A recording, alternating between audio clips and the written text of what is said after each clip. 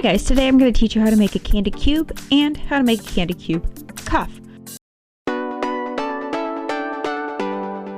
So you're going to need 8 corner beads, 24 of the body beads, about 3 feet of elastic. So I use fishing line for this, especially if you're going to make it into the cube cuff, because the more you wear it and you stretch it out, it kind of loses its shape if you use elastic. So we're going to be using fishing line for this, and then when you make the bracelet you can use elastic, so that portion is maybe a little stretchy, and obviously scissors. So let's get started. So we've got a pattern here for the first portion. We're going to put 2 base colors, a corner, 2 base colors, a corner, and 2 base colors.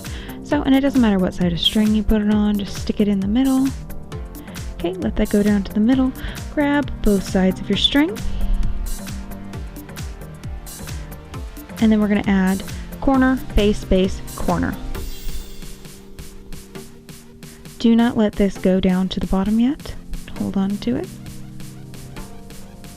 Okay, then we are going to crisscross through the beads. So you take your other side of the string and you put it through all 4 of our new beads here.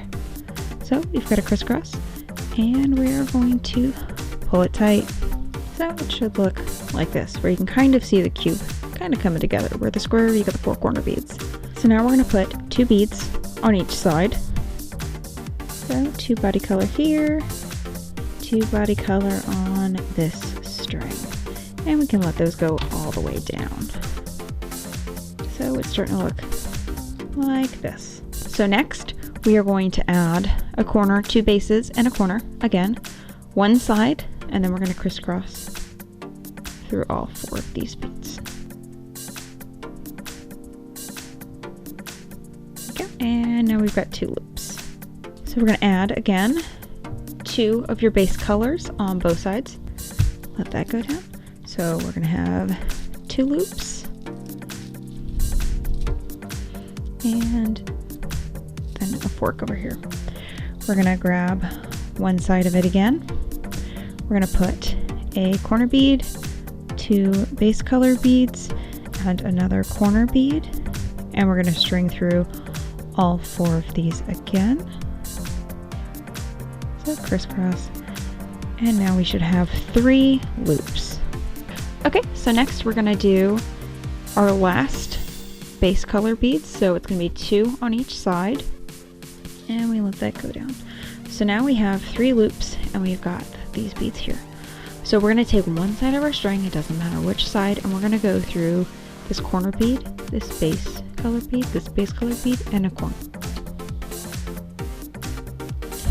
Okay, so you should have your string coming out of here where we strung through, and you're going to have this extra beads here.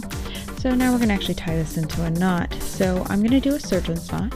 We're going to cross once, go under, we're going to go under again. Okay, so we're going to pull that tight. You might need to kind of push your cube into place a little bit. Kind of stretch out those corners. Okay, make sure to pull it very tight. And I'm going to do this one more time. 1, 2, and pull tight. Okay. Now we can shape our cubes. There we go. Taking shape. Just a little bit of maneuvering to get it to stay. There you go. That's a candy cube. What I'm going to do with my fishing line is I'm going to string through a couple of these beads just to make sure my tail ends are secure. And once you do that, you can actually just clip these off. So once you've built another cube, the way that you connect these together is right before you tie it off, you're going to take one end of the string. You're just going to loop it through one side of the previous cube, it doesn't matter what side. Let that go down, and then just tie the cube off like normal. And this is the way that all of the cubes intersect in the entire cuff. So it's going to be a little bit messy at first, just because you haven't been able to shape that other cube as well. But you can just snip off your ends once you're done. And now we can shape the cube how it needs to be shaped. There we go. And those are 2 cubes that are interlocked. So if you want to do the cuff, you're just going to make enough to go all the way around your wrist. And if you want a little bit of extra security at the end, you can take either a piece of elastic or another piece of fishing line and just run it as a ring all the way through these and tie it off. That way, in case maybe one of these breaks or something, your whole cuff doesn't fall apart. It's just a little extra piece of security. You don't need it if you don't want it. So I hope that tutorial was helpful. If you have any questions, leave a comment down below. You can follow me on all of my social media, links to materials in the bottom. Make sure to subscribe so you can see the new videos that I am putting out. And I hope you have a lovely day. Thank you. Goodbye.